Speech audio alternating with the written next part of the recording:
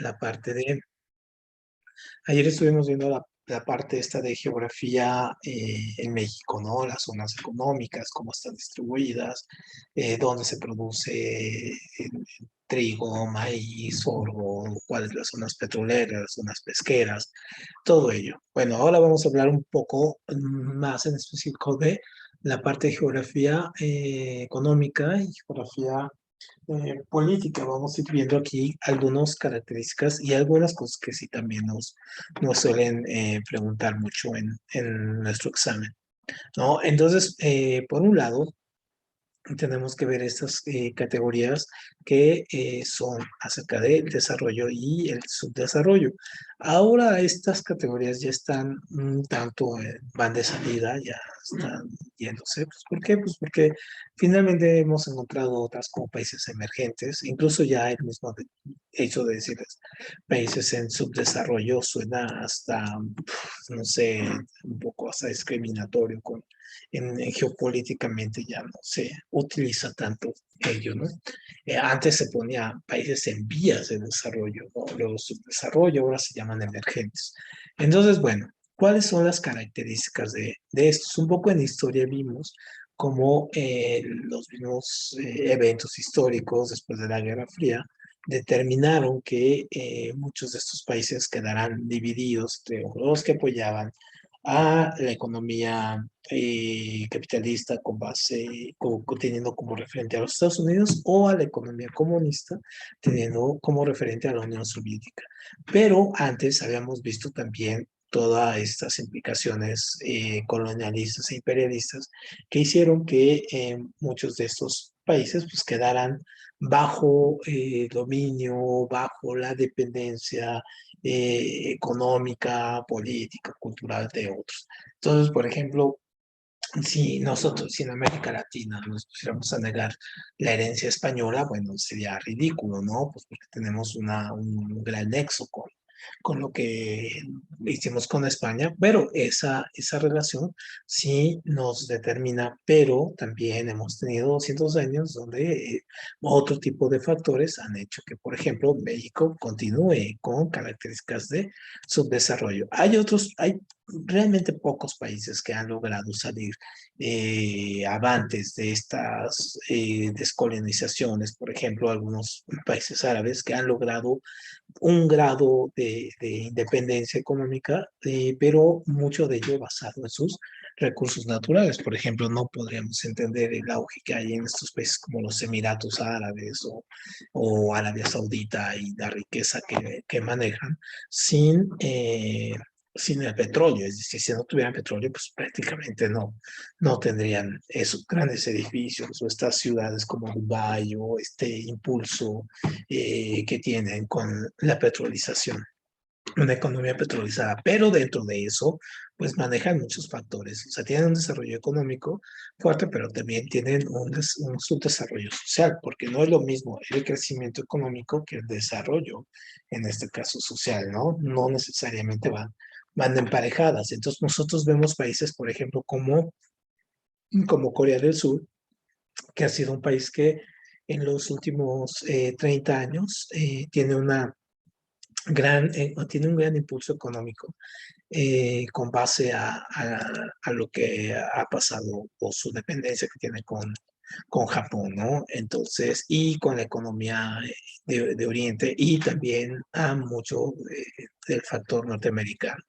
Entonces, obviamente, pues ha logrado un gran digamos, desarrollo, pero no ha permeado hacia toda la población. Lo mismo pasa con China, que tiene una economía, sí, de corte capitalista hacia adentro, pero hacia afuera, pero comunista hacia adentro. Entonces nosotros vemos estas ciudades como Shanghái, ¿no?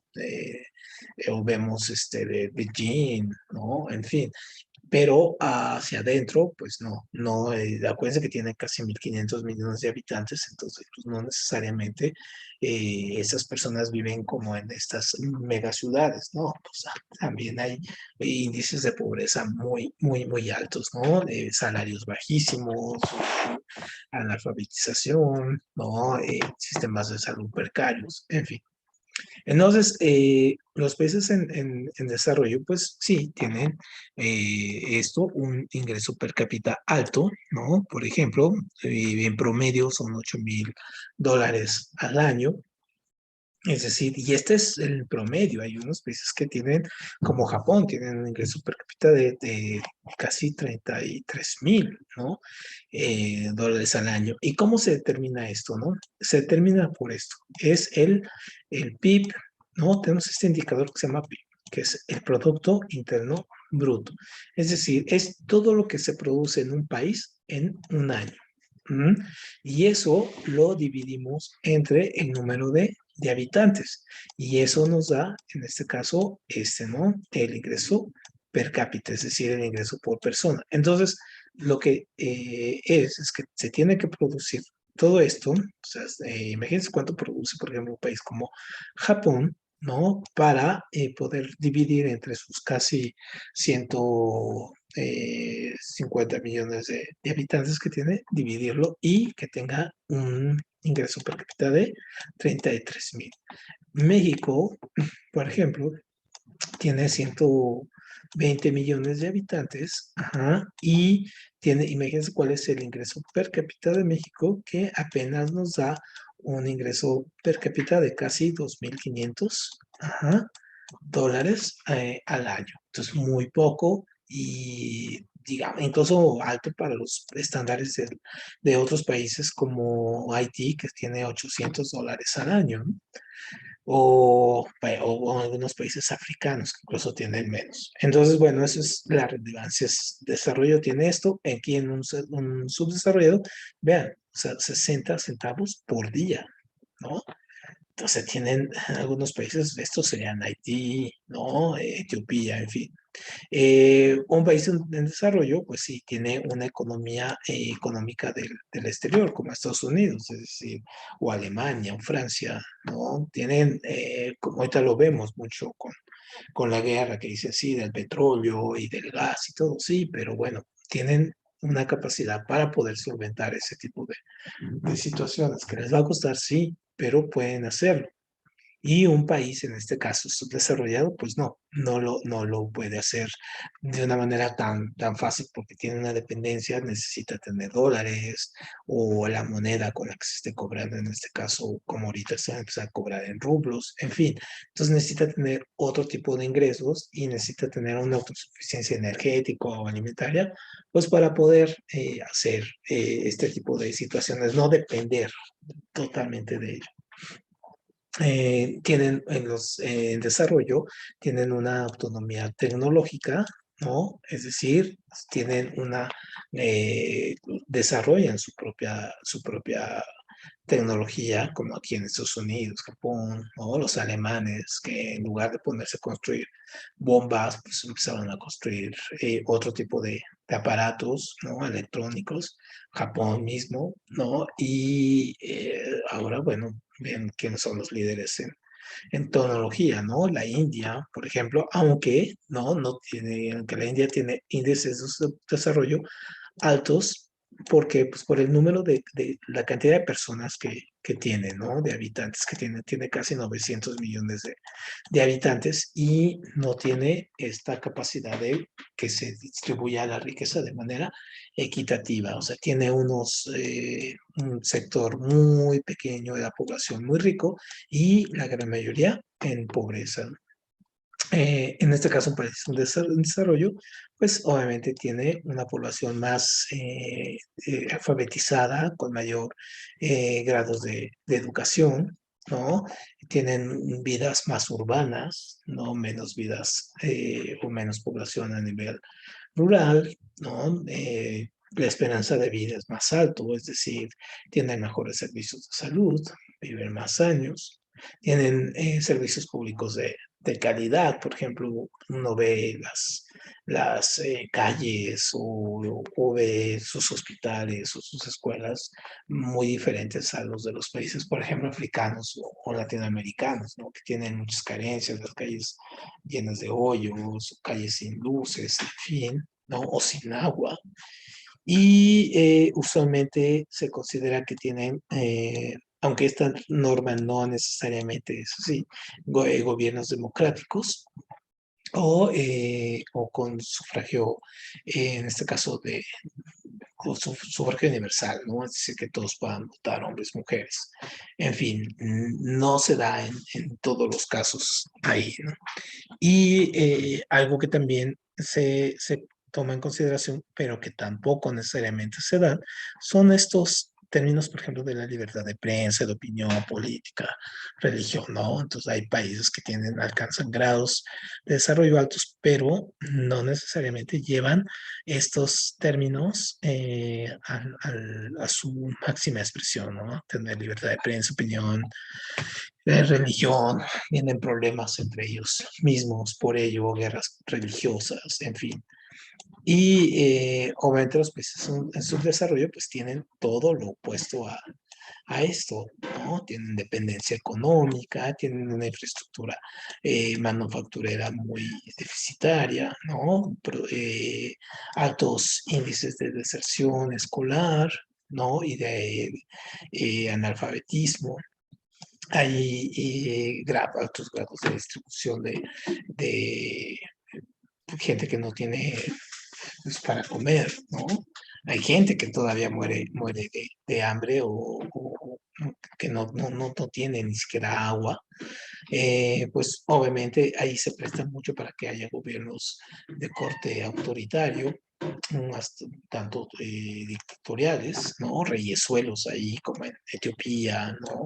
Que se nombraban como salvadores y al final terminaban reprimiendo al pueblo con guerras intestinas entre tribus, ¿no?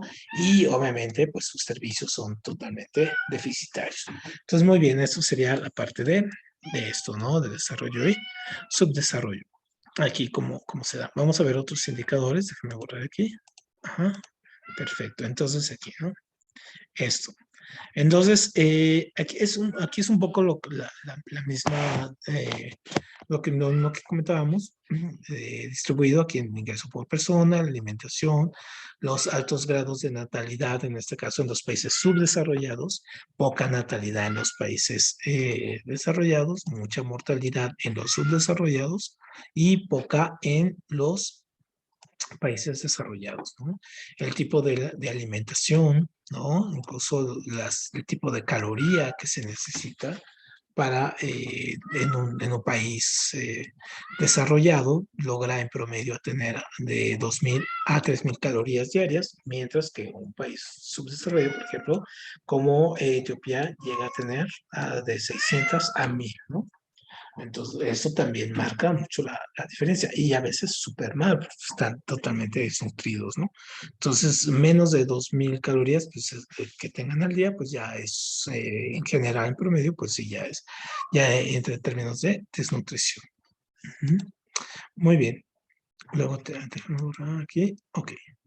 Muy bien, y en este mapa aquí podemos ver de alguna manera, este es un mapa viejo, no es un mapa tan actual y tiene muchos asegúnes con respecto a cuáles serían los países desarrollados. Entonces, por ejemplo, este es un mapa aproximadamente por ahí de los años 2000, de principios del 2000, donde, vean, esto es en verde, ¿no? Aquí toda Europa, ¿no? Finlandia, Rusia, China, Australia, Nueva Zelanda, ponen aquí Chile, ¿no? Y a Brasil como países desarrollados, ¿no? Obviamente Estados Unidos, ¿no? Canadá.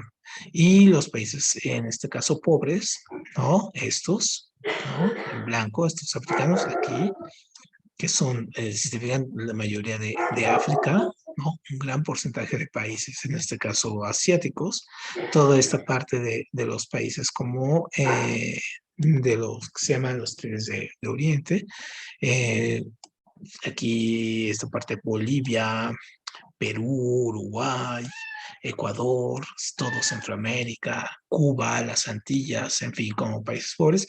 Y los azules son los países emergentes, es decir, los que tienen promedios, tienen un ingreso per cápita, pues, un poco, digamos, satisface algunos criterios económicos, pero que su parte manufacturera o de servicios, pues no llega a ser la suficiente para dar el salto. Y aquí les decía, por ejemplo, estos también deberían estar en azul, ¿no? Estos también deberían estar en azul porque no han alcanzado. Por ejemplo, tienen serias carencias en sus estructuras económicas. Aquí, por ejemplo, tienen un presidente casi de corte, o sea, muy autoritario y tienen sectores muy pobres, ¿no? Que son muy relevantes y que no se han podido cubrir o tienen un sector de la población ahí muy profundamente muy pobre, ¿no? Y que no es atendido. Entonces no podría estar en este aspecto en verde. Muy bien, aquí lo borramos y seguimos. Ahora, bueno, esto ya lo vimos aquí. Ahora, este índice, también muy importante, se utiliza sobre todo en algunas organizaciones de corte político humanitario, incluida la ONU, para poder ver cuál es el desarrollo, el índice de desarrollo humano. Y entonces, por ejemplo, nos marca dónde es donde pues, mejor se vive, ¿no? Entonces, por ejemplo, aquí, y tiene que estar ligado, o sea, son varios factores, el factor político, el factor económico, el factor social, cultural, ¿no? De infraestructura, tiene que ver con ello. Entonces, por ejemplo, Estados Unidos, Canadá, ¿no? Europa, pues obviamente Finlandia y todo tienen un desarrollo humano pues bastante alto, ¿no? Aquí se considera que Argentina y Chile lo tienen también, ¿no? Aquí Australia, Nueva Zelanda, Japón, por acá, ¿no? Y el que decíamos aquí, Corea, y aquí estos pequeños países, ¿no? Como asiáticos, que están aquí chiquitos. Y los entre menos azul, es menos desarrollo humano. Entonces, por ejemplo, vean, incluso en los grises son donde pues, prácticamente pues, no tiene, ¿no? Son los países más pobres, estos de aquí de Haití y este aquí, Etiopía. Ujú. Entonces, si se fijan, México está como digamos intermedio. Ahí, ¿no? Ahí lo tenemos. Por ejemplo, aquí en México, y esta es una opción interesante donde mejores criterios de desarrollo humano tenemos es, por ejemplo, el municipio de Garza García, ¿no? Garza García, el Monterrey, ¿no? Es altísimo, es muy alto. Y aquí en la Ciudad de México, por ejemplo, la delegación o, bueno, la alcaldía Benito Juárez, ¿no? Son las zonas donde se puede considerar que tienen un alto índice de desarrollo humano. Aquí deja borrar y nos vamos para acá. Ajá. Y esta es otra gráfica. Vean cómo cambian los criterios y cómo aquí ya no aparecen los otros países que tenemos. Estos son prácticamente los países desarrollados, pero que bajo los criterios del Fondo Monetario Internacional. Entonces aquí tenemos, sí, igual Estados Unidos, Canadá, tenemos la mayoría de Europa, aunque no toda. Aquí tenemos Australia, Nueva Zelanda y Japón y Corea. Y vean, y esto que es la Guyana francesa, ¿no? Entonces, y todo lo demás serían considerados países en subdesarrollo, o no, o países, en este caso, emergentes, pero aquí los pone a todos en total, ¿no? Es decir, no tienen la capacidad financiera, monetaria, de infraestructura, entonces solamente ni siquiera caben en el concepto de desarrollados. Uh-huh. Muy bien. Bueno, ¿hasta aquí alguna duda, Luis, Alondra, Emma? ¿No? Perfecto. Muy bien. Ahora, en este caso, aquí también tenemos otra clasificación, ¿no? De países, conoce como países centrales y países periféricos. Y ahorita, por ejemplo, en las noticias es muy común que los veamos estos, ¿no? Esta diferencia entre los centrales y periféricos. ¿Por qué? Pues porque los centrales son los países sobre los cuales gravitan los periféricos. Si los centrales son los que concentran los recursos, la influencia política, tienen una influencia militar, tienen poderío en todos lados. Entonces, por ejemplo, los rusos en este caso dicen, bueno, esta zona que está junto a nosotros, pues es nuestra zona periférica, ¿no? Y la zona de Estados Unidos, ¿no? Tiene América Latina y dice, esta es nuestra zona periférica y esta nos corresponde a nosotros. Luego los europeos, ¿no? Tienen sus mini zonas de influencia. Entonces, obviamente, sí, estos son los países aquí, son los que determinan. En este caso podemos seguir diciendo que son, pues sí, Estados Unidos. En este caso tenemos también a China, ¿no? Tenemos a Rusia, ajá, y tenemos a los países árabes, en este caso, como Arabia, ¿no? Ujú. Entonces, estos serían algunos. Ajá, estos. En Europa, por ejemplo, tenemos a Alemania, ¿no? De hecho, el euro es lo que era la moneda, el marco alemán, ¿no? Entonces ahí lo tenemos. Y obviamente los periféricos pues, somos los que giramos en torno a ellos. Entonces ahí somos un poco parte de estos. México es parte de este grupo de los periféricos. Perfecto. Muy bien.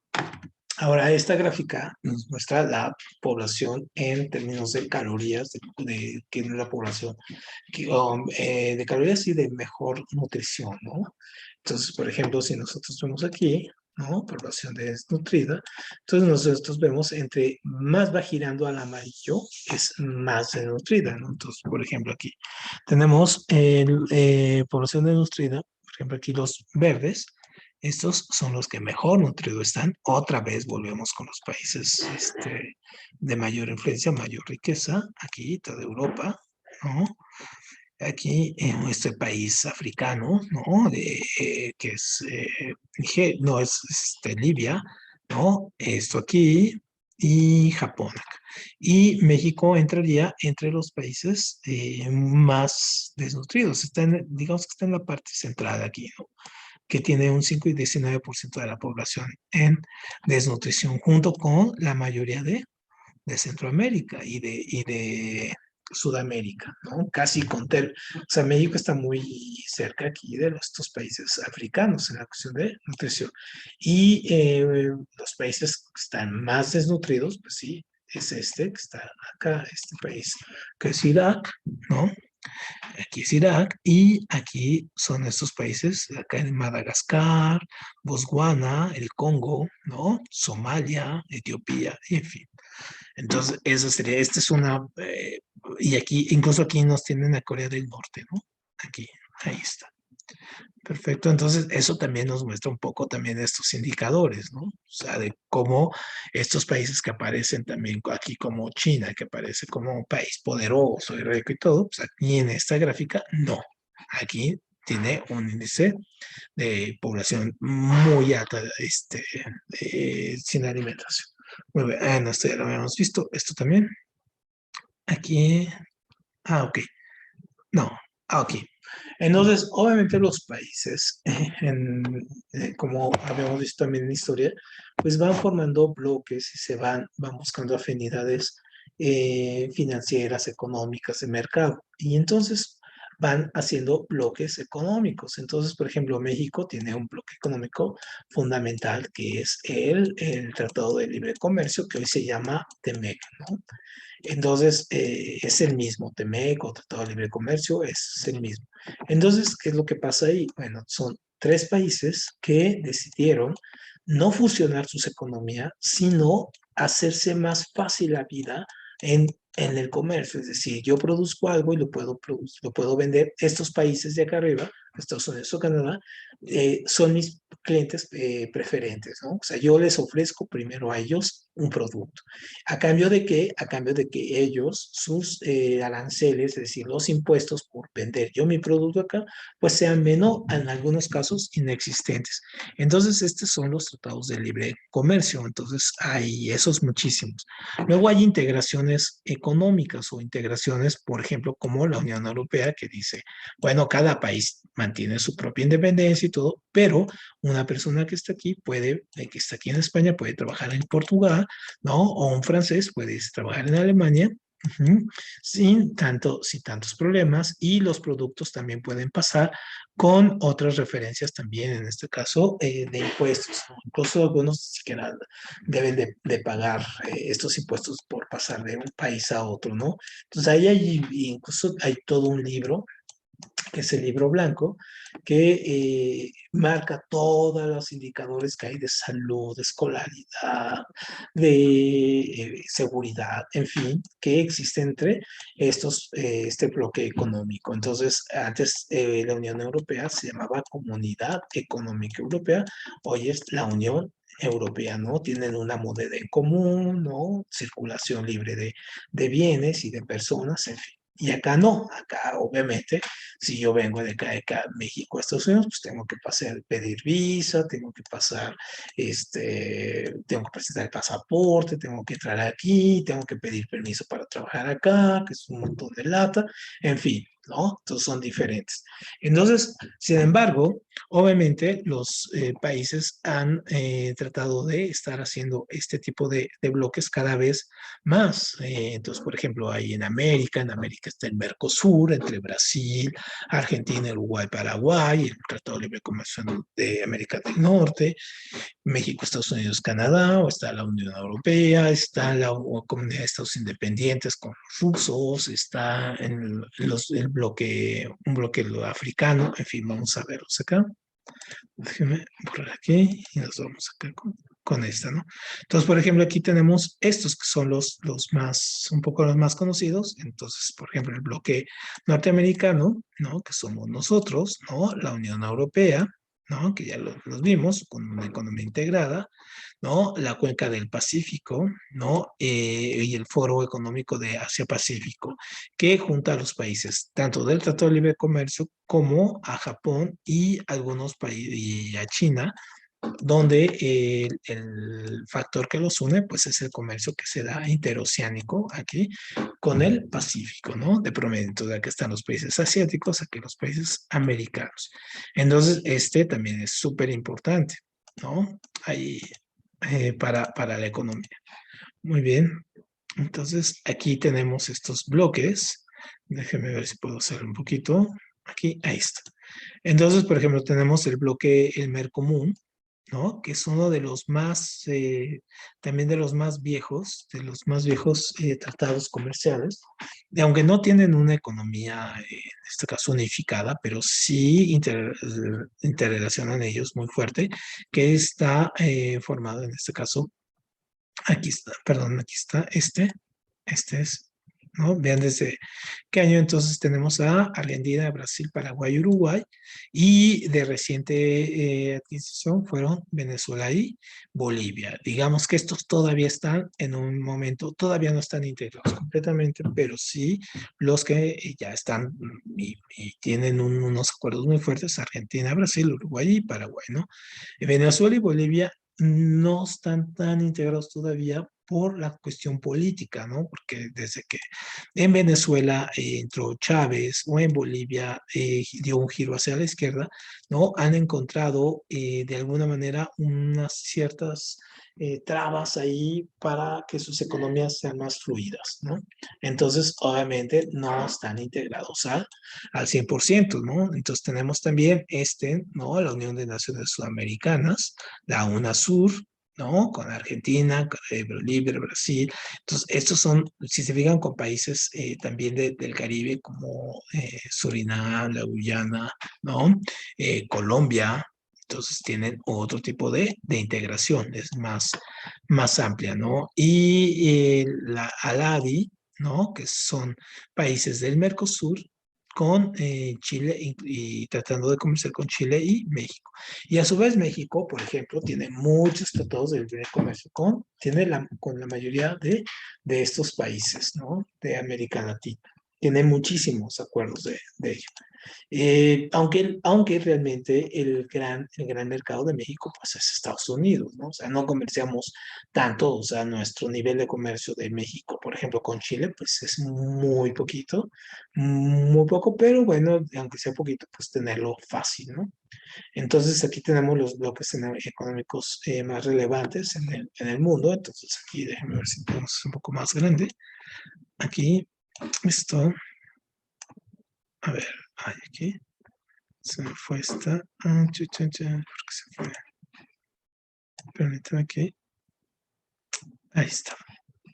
Entonces, por ejemplo, otra vez, ¿no? Entonces aquí tenemos el Tratado de Libre Comercio, que es entre estos. Acá tenemos el Mercosur, que es este. Esta es la comunidad de países africanos, ¿no? Ven que se unieron aquí. Aquí tenemos la Unión Europea, esto es en azul. Esto es lo que se conoce como la Comunidad de Estados Independientes, que es la URSS y sus países satélite. Estos son lo que se conoce como los tigres de Oriente, ajá, estos países asiáticos. Y esta es una parte de esta comunidad que se da con la India, ajá, con Pakistán, Bangladesh y Nepal, ¿no? Estos tratados ahí que tienen. Déjenme hacerlo un poco menor ahora esto para verlo ahí. Ahí, ¿no? Entonces ahí son los bloques comerciales que tenemos. Entonces, eso es súper importante. Ojo, estos obviamente hay que verlo. Ahí estos amarillos son los Emiratos Árabes Unidos con Yemen, con Qatar y con Arabia Saudita. Entonces, estos son poderosos por la cuestión del petróleo, ¿no? Y este es el que les decía, este es el Foro de Cooperación Económica Asia-Pacífico. Entonces tenemos aquí todo lo que es Rusia, China, vean todos los países que tienen colindancia con el Pacífico, todos estos, pues se unen, ¿no? Salvo aquí los países centroamericanos, pero se unen para tener en este caso una relación comercial. Y entonces hay grandes cumbres, luego se reúnen los países de estos países que hacen aquí colindancia con el Pacífico, se reúnen y se acuerdan. Ahí también hay grandes flujos de comercio, por ejemplo, México tiene un gran comercio con China, ¿no? Fluye mucho, se traen muchos barcos con muchos productos porque es muy barato y sin embargo es poco el comercio que tiene con los rusos, ¿no? Sobre todo porque la gran producción rusa está más de este lado europeo que más de este lado asiático. También tenemos poca intercambio comercial aquí, por ejemplo, con Australia, pero sí lo tenemos, por ejemplo, con Japón. O, por ejemplo, Perú tiene una tradición de comercio muy intenso con China, ¿no? O Estados Unidos, que tiene una guerra comercial aquí con China. Bueno, pero ahí también, pues, tienen o sea, supera por mucho nuestras expectativas lo que pensamos de ahí, que hay de comercio entre estos y estos es altísima, ¿no? A pesar de que tengan sus guerras comerciales entre ellos. Muy bien. Y tenemos la cuestión, estos elementos que también son mucho de pregunta de examen, ¿no? La diferencia aquí entre los movimientos migratorios, ¿no? Migratorios y inmigrantes. Ujú. Entonces damos la diferencia, ¿no? Entonces un migrante es obviamente a todo aquel, ¿no? Que cambia de residencia, o sea, un mexicano que se cambia a Estados Unidos, un norteamericano que se cambia a París, en fin, ¿no? Por cualquier tipo de situación económica, política, pues obviamente ese es un inmigrante, ¿no? Pero cuando decimos, y ojo, porque esta es pregunta de examen, cuando nosotros nos referimos a la emigración, entonces estamos viendo el fenómeno, o sea, estamos viendo la partida del país que está saliendo alguien, por ejemplo, de México, ¿no? Está emigrando hacia Estados Unidos. Si yo estoy aquí, si estoy aquí, lo veo así, ¿no? Es mi punto de vista y lo veo para allá. Si lo veo como inmigración, es que yo estoy aquí, ajá, y estoy viendo al que llega, ¿no? Ese es mi cuestión de inmigración, es decir, cuántos recibo. Aquí es cuántos se van y aquí es cuántos recibo, ¿no? Esa es la gran diferencia. Entonces, ojo con esto porque esta es también una pregunta de examen clásica. Ujú. Bien, borramos aquí y nos vamos. Perfecto. Ahora, ¿cuántos movimientos migratorios tenemos? Ahorita, por ejemplo, si le echamos también una revisada a la cuestión del problema, la guerra que estamos viendo en Ucrania, con los rusos, pues vemos, hay un gran desplazamiento de gente, ¿no? Digamos, hay muchísima gente moviéndose de Ucrania, por ejemplo, que está yéndose a Polonia, a Hungría, a Rumania, están saliendo del país pues, por el conflicto. Entonces, esa gente se vuelve, en este caso, migrante. Entonces, están saliendo de su país y hay movimientos. Entonces, la mayoría de los movimientos migrantes que hay en el mundo pues, se deben prácticamente a la cuestión por un lado económico, ¿no? Por ejemplo, en México se viene mucha gente acá a Estados Unidos, ¿no? Otros por la guerra, como este que vemos aquí. Otros se van, pues, por las condiciones económicas, por ejemplo, que no tienen para comer. Muchos africanos no tienen trabajo, no tienen seguridad, se van, algunos pues son perseguidos políticos, son enemigos del régimen de turno, entonces tienen que salir, en fin, ¿no? Entonces, aquí son los países que más acogida dan a los migrantes. Entonces, por ejemplo, vean, el país que más recibe migrantes son Estados Unidos, después sería Rusia, después Alemania, ¿no? Los árabes, Canadá, que es un destino bastante seguido, Francia, Reino Unido, España, la India y curiosamente aquí Ucrania, ¿no? En décimo lugar. Entonces, obviamente las migraciones básicamente son sur-norte, es decir, de países, se les denomina sur-norte, de países pobres a países, en este caso, ricos, ¿no? O de países emergentes a países desarrollados, en fin. Entonces, o la otra migración que también se da de manera interna es la de la gente que está en el campo rural y que se viene a las ciudades, ¿no? Entonces se le conoce como migración campo-ciudad a esa. Muy bien, entonces esos prácticamente son los movimientos que hay a nivel migratorio. Muy bien, y aquí un poco vemos cuáles son hacia dónde parte, o sea, de dónde parten muchos de los migrantes, ¿no?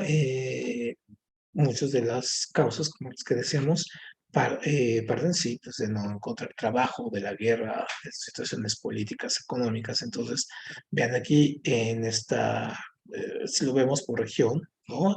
A lo que equivale de población migrante con respecto a la población que hay. Entonces, por ejemplo, en Oceanía, ¿no? Se tiene un hasta 16.8% de gente migrante en el país. En América Latina apenas un 1.3, es decir, llega muchísima menor gente acá, ¿no? Y aquí las vemos económicas como de México, ¿no? América y país Colombia, cómo llegan, cuál es su destino principal, pues aquí lo vemos, ¿no? Es Estados Unidos, ¿no? Aquí llegan. Estos llegan aquí, pero también de aquí, desde la India, ajá, llegan unos aquí a Europa, pero también llegan muchísimos a Estados Unidos, o de la misma Europa llegan a Estados Unidos, o muchos rusos también llegan acá, o sea, es el país que recibe más, ¿no? Lo veíamos aquí, de estos países, y también por la cuestión cercana, vean aquí estos países africanos, pobres, pues bajan a Sudáfrica, ¿no?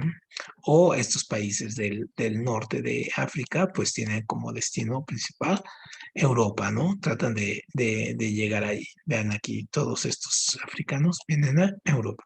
Y estos asiáticos, unos bajan a Australia, pero la mayoría quiere llegar acá, ¿no? Quiere llegar a Estados Unidos, ¿no? Muchos chinos y muchos coreanos. Entonces es muy común, sí, encontrarse una población grande acá en Estados Unidos, por ejemplo, hay muchos latinos, pero también hay una gran cantidad de gente asiática aquí. Tienen comunidades grandes y que pues tampoco son tan nuevas, ¿no? Ya tienen su tiempo armando y donde quiera hay un barrio chino, ¿no? Buscamos en México, pues también tuvimos unas grandes migraciones de chinos a México. Incluso tuvimos ahí, no se les trató tan bien, en fin, ¿no?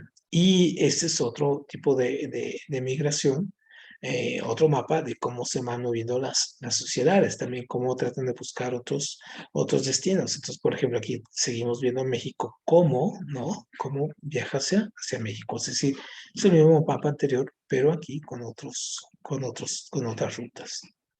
Muy bien.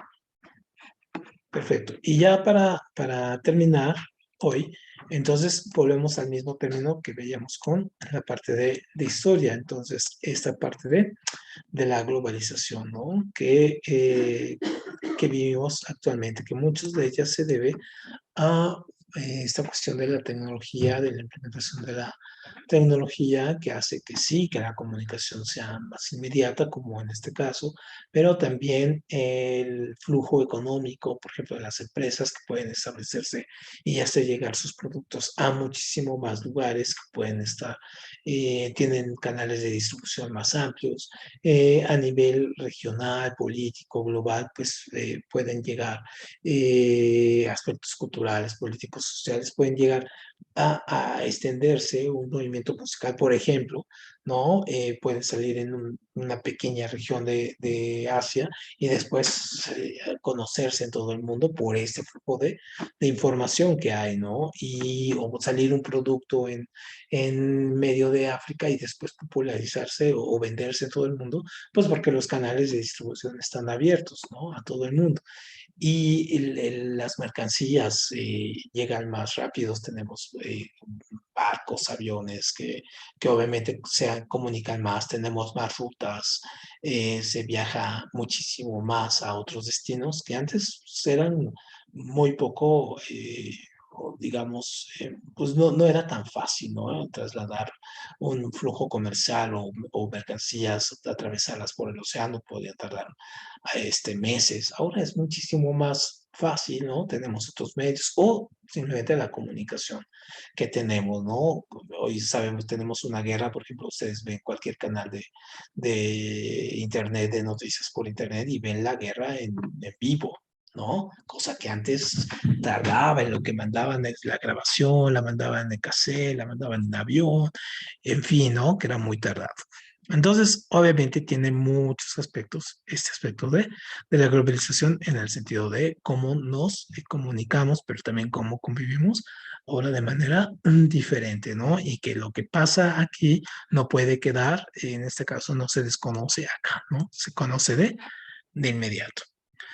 Bueno, pues hoy nos vamos a quedar con esto y nos veríamos el próximo lunes. Yo en la semana, bueno, el mismo lunes, ya les mandaría el horario nuevo, cómo va a quedar, para que ya empecemos a tener un poquito más de sesiones y empezamos a irle cerrando, ¿no? Porque ya estamos próximos. Bueno, tengan un buen fin de semana, cuídense mucho y nos vemos aquí el próximo lunes. Igual, ahora sí a las 5. Gracias, maestro. Hasta el lunes. Que Que les vaya tenga un muy buen bien. viaje. Igualmente, Hasta luego, gracias. profe. Hasta luego.